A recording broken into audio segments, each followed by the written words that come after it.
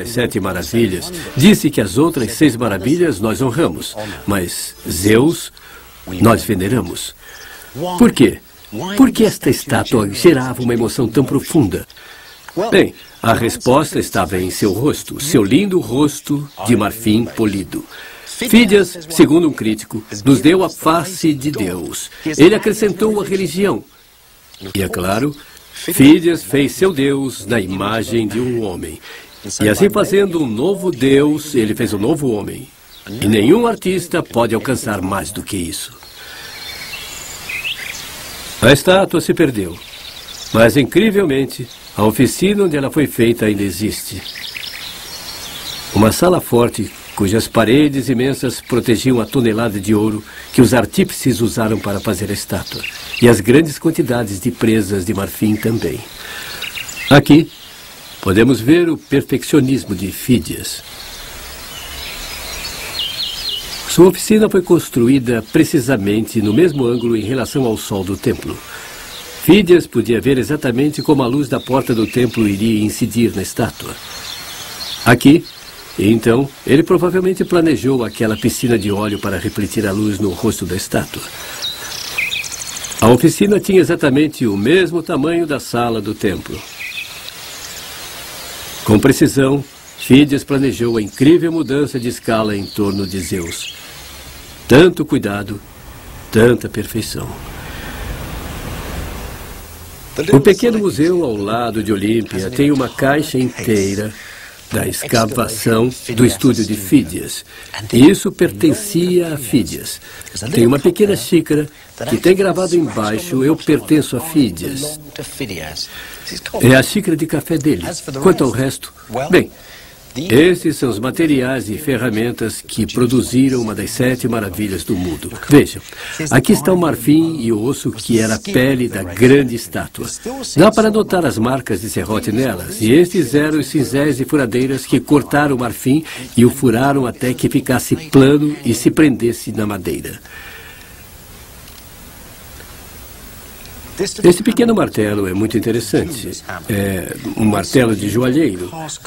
Era usado para trabalhar o ouro. Esses moldes no fundo ou foram usados para montar o ouro na forma exata que desejavam, ou talvez para esticar o marfim. Os gregos antigos tinham um jeito misterioso de esticar e dobrar o marfim. Quando os visitantes vêm aqui e olham esta caixa, acho que a coisa que mais os impressiona é a pequenez dos materiais. É a pequenez das ferramentas. É muito estranho. A maior estátua inteira do mundo, feita com essas ferramentas minúsculas. A verdade é que são equipamentos de joalheria. A maior estátua do mundo foi feita como uma joia. O final veio com os cristãos. No século IV, os Jogos Olímpicos de Zeus foram encerrados por ordens dos imperadores cristãos. O estúdio de Fídias foi transformado em igreja. A velha Grécia acabara. O grande templo já havia tombado. Suas colunas balançaram num terremoto. Suas pedras foram saqueadas para construir uma fortaleza contra os invasores bárbaros. Com o mundo clássico sendo abandonado, os rios locais se encheram de sedimentos amarelos. E foi isso que protegeu as ruínas de Olímpia, preservando as ferramentas e a xícara de Fídias para nós.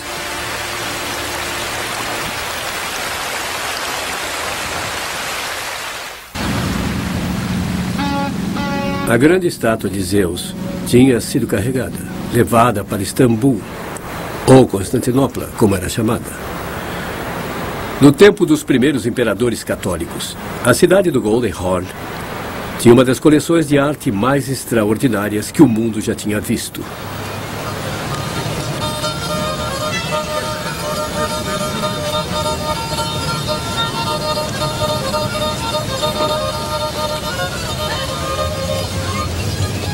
Este círculo de tijolos marca a entrada no palácio do devoto cristão eunuco Louses. Ele comandou o fechamento dos templos. Ele colecionava esculturas pagãs e as expunha em seu palácio. O maior prêmio de todos ficava no final do corredor. Uma estátua de Zeus de 800 anos.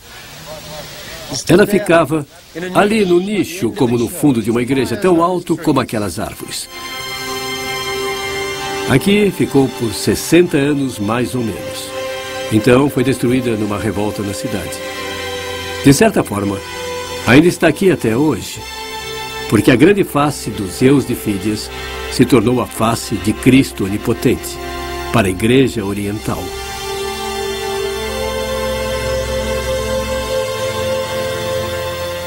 Esta é a pequena igreja de São Xavier, em Kora, Istambul. Um dos mais belos monumentos bizantinos que sobreviveu. Uma caixa de joias teológica. E aqui está o grande Zeus em suas paredes.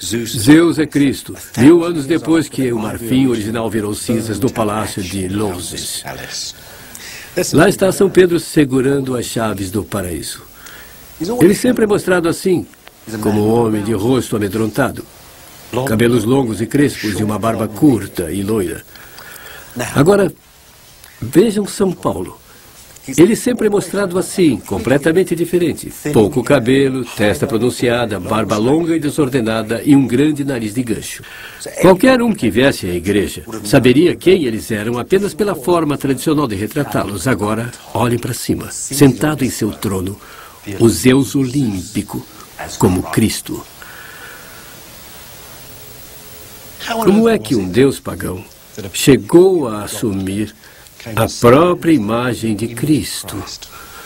Bem, para começar, o Zeus olímpico do Palácio de Loses era uma coisa maravilhosa por si só.